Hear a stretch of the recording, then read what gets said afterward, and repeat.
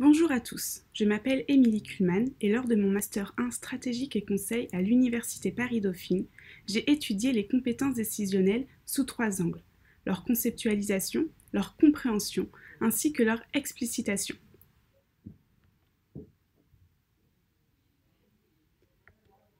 C'est à la lecture d'un article intitulé « Une entreprise nomme un robot à son conseil d'administration » que mes premières réflexions sur les compétences décisionnelles émergent.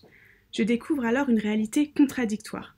D'un côté, les intelligences artificielles de la Silicon Valley développent des compétences de plus en plus complexes, à tel point que le site L'ère du numérique révèle que dans 45 ans, l'intelligence artificielle surpassera les humains et réalisera n'importe quel travail.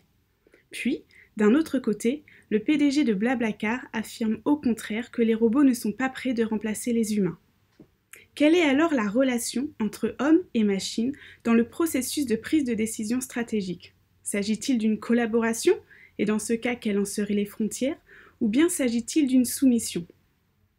Afin de répondre à ces questions, j'ai en premier lieu étudié la compétence décisionnelle, qui selon Samuel Grandval et Stéphanie Vergniaud, est une capacité à réaliser une tâche grâce à des ressources et qui sert les intérêts d'une organisation.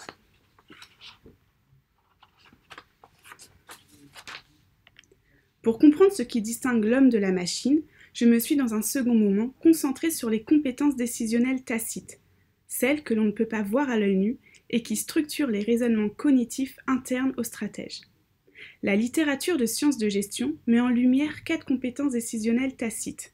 L'intuition, en effet 60% des décisions intuitives seraient plus performantes que les autres, l'expérience, qui est fortement liée aux émotions, les biais et l'émotion en elle-même.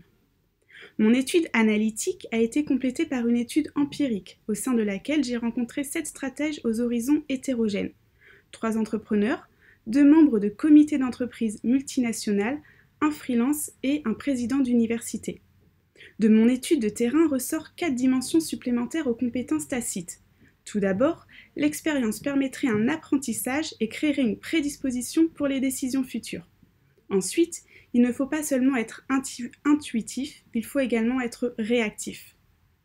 Un jeu collectif doit aussi être pris en compte, c'est ainsi que ce n'est pas nous qui fixons les règles, ce sont les autres, explique Laurent Bach.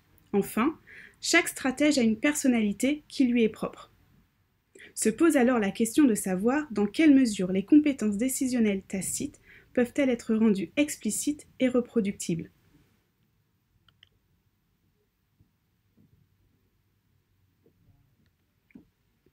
En premier lieu, un contexte est souvent nécessaire à l'explicitation des compétences décisionnelles tacites.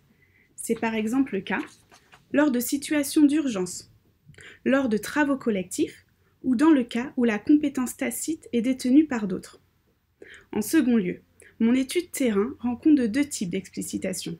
D'une part, une explicitation technique a une double facette. D'abord, la collecte d'informations par la machine générera des émotions sur le stratège. Puis, l'homme, au travers du paramétrage de la machine, devra expliciter les schémas internes et tacites qui structurent sa prise de décision. D'autre part, il existe une explicitation humaine au travers des échanges verbaux entre collaborateurs qui permettent à la fois de transmettre leurs connaissances et de défendre les motivations de leur choix.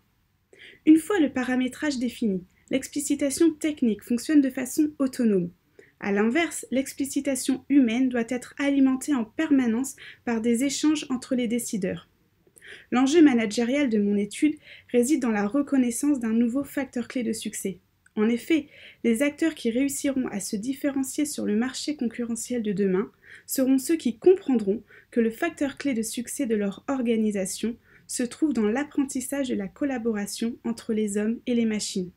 La machine n'est plus seulement un appui dans la prise de décision, elle devient une composante à part entière du processus qui nous permettra sûrement, d'ici quelques années, de prendre des décisions sous le prisme de la rationalité illimitée.